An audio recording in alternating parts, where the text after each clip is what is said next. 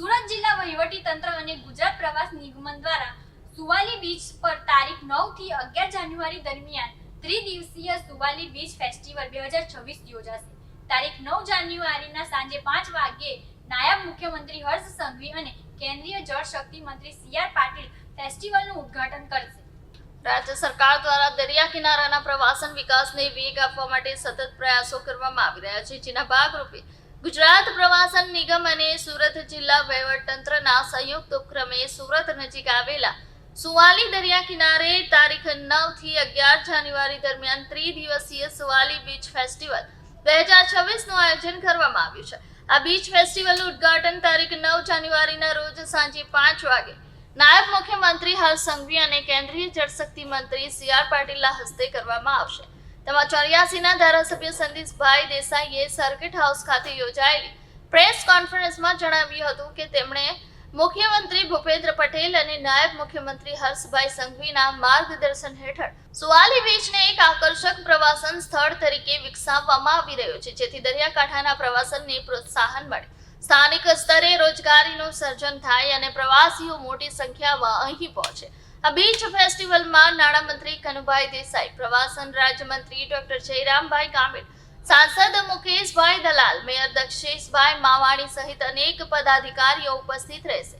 છેલ્લા 3 વર્ષમાં સુવાલી બીચના વિકાસ માટે રસ્તા પહોળા કરવા, વિશ્રામ ગૃહ, હાઈ માસ્ટ લાઇટ, સોલાર લાઇટો તેમજ સુરક્ષા માટે પોલીસ વોચ ટાવર અને પોલીસ ચોકીની સુવિધાઓ વિકસાવવામાં આવી હોવાનું પણ જણાવવામાં આવ્યું હતું। 5:30 કલાકે શુક્રવાર 9 તારીખે આપણા કેન્દ્રીય જળશક્તિ મંત્રી સી.આર. પાટીલ સાહેબ, નાયબ મુખ્યમંત્રી હર્ષ સંઘવીજી, પ્રભારી મંત્રી કનુભાઈ દેસાઈ, આપણા મંત્રી પ્રફુલભાઈ પટેલ સહિતના અન્ય મંત્રી, સાંસદશ્રી, ધારાસભ્યશ્રી, જિલ્લા પંચાયતના પ્રમુખશ્રી, મેયરશ્રી એમની આગેવાનીમાં બીચનું 9 તારીખે 5:30 વાગે ખુલ્લો મૂકવાના છે। આ બીચ ઉપર વાત કરીએ તો આ વખતે સહેલાણીઓ માટે ખાસ કરીને જે સિનિયર સિટીઝન છે એના માટે ઈવી ઇલેક્ટ્રિક કારનું પણ આયોજન છે, એટલે એમાં એ સિનિયર સિટીઝનો ઈવી કાર દ્વારા આવી શકે એનું આયોજન પણ કરેલું છે। એની સાથે સુરત મહાનગરપાલિકા લગભગ 19 રૂટ ઉપર સિટી બસ દોડાવવાની છે। અડાજણ કામ્ય ડેપો દ્વારા પણ અલગ અલગ સમય દરમિયાન બસો દોડાવવાની છે। આરોગ્ય માટે જિલ્લા પંચાયત આરોગ્ય વિભાગ દ્વારા એક દવાખાનું કે એની પ્રાથમિક ટ્રીટમેન્ટ કંઈ માંદગી થાય તો એની વ્યવસ્થા છે। પીવાના પાણી માટે પાણી પુરવઠા બોર્ડને જવાબદારી આપવામાં આવી છે। ફાયર બ્રિગેડ કે અકસ્માત થાય એના માટે નોટિફાઈડ અને મહાનગરપાલિકા દ્વારા એની પણ વ્યવસ્થા રાખવામાં આવી છે। મોબાઈલ ટોયલેટ વધારાના પણ મહાનગરપાલિકાએ આપણને મદદ કરવાની ખાતરી આપી છે। એમ જોવા જઈએ તો આ વખતનો જે ફેસ્ટિવલ છે એમાં પ્રથમ દિવસે આપણે જે છે ખાસ કરીને ઓસ્માન મીર જે આપણા લોકગાયક છે અને એમનો દીકરો આમિર મીર એ લગભગ 6:30 વાગે એમની પહેલો કાર્યક્રમ આપણે શુક્રવારે સ્ટાર્ટ કરવાના છે। બીજે દિવસે શનિવાર એટલા બધા રજા હોય રવિવારની, એટલે મોટી સંખ્યામાં લોકો આવે એટલા માટે ઇન્ડિયન આઇડલના ભૂમિ ત્રિવેદીજી એ ઉપસ્થિત રહેવાના છે। અને રવિવારે જે છે 11 તારીખ ત્યારે સાંત્વના ત્રિવેદી એ પણ બહુ ખૂબ સારા ગાયક કલાકાર છે, સાંત્વના ત્રિવેદી। એમ 3 દિવસની અંદર આ વખતે મને લાગે 3 લાખથી વધુ સહેલાણીઓ અહીંયા આવે એવું સંભાવના દેખાઈ રહી છે। આ વખતે ખાસ કરીને પોલીસ કમિશનર દ્વારા 800 જેટલા પોલીસ જવાનો ટ્રાફિક અને પોલીસ સ્ટેશનના એ તૈનાત થવાના છે। અને 3 દિવસ 4 થી 10 મોટા વાહન પર પ્રતિબંધ છે।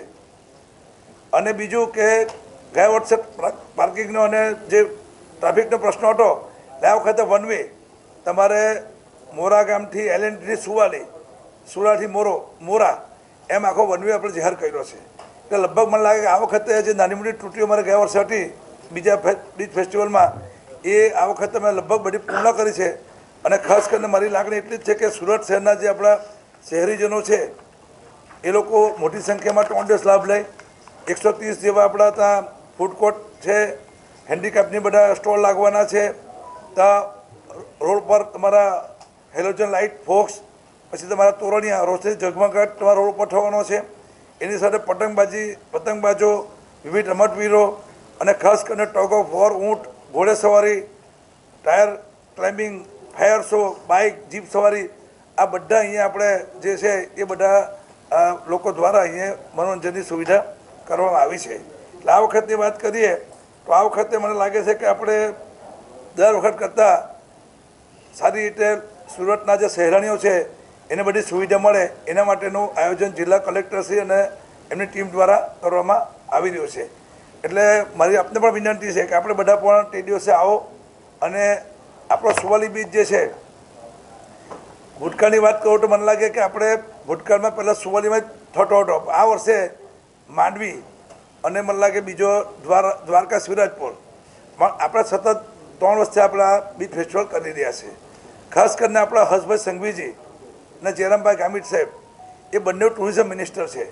હર્ષભાઈ સુરતના છે અને જયરામભાઈ આપણે તાપીના છે.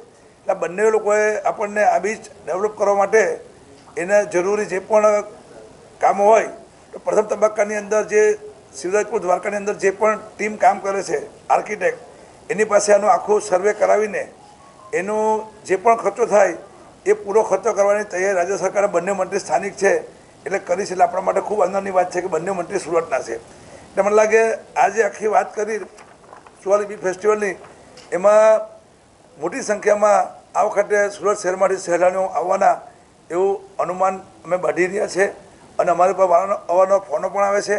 પણ ખાસ કરીને સહકાર તમારો જોઈએ, કારણ કે પ્રિન્ટ મીડિયા અને ઇલેક્ટ્રોનિક મીડિયા એ મહત્ત્વનો અંગ કહેવાય કે લોકોને જાગૃત કરવાનું કામ કોણ કરે તો આ બંને મીડિયા કરે. એટલે મારી એટલી વિનંતી છે કે આપણે બધા સુરતને ડુમ્મસ બીચ પણ છે, ડુમ્મસ હમણાં લગભગ 250 કરોડના કામો ચાલી રહ્યા છે, પણ એની સાથે સાથે સુરત શહેરની વસ્તી 1 કરોડ જેટલી થવા જઈ રહી છે.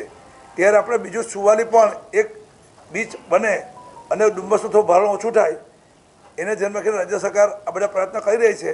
તો મારી આપને વિનંતી છે કે આપણે બધા આજે જે આપણી પ્રેસ વાર્તામાં જે વાતો થઈ છે એને સારી રીતે પ્રજા સુધી પહોંચાડો એ મારી વિનંતી છે.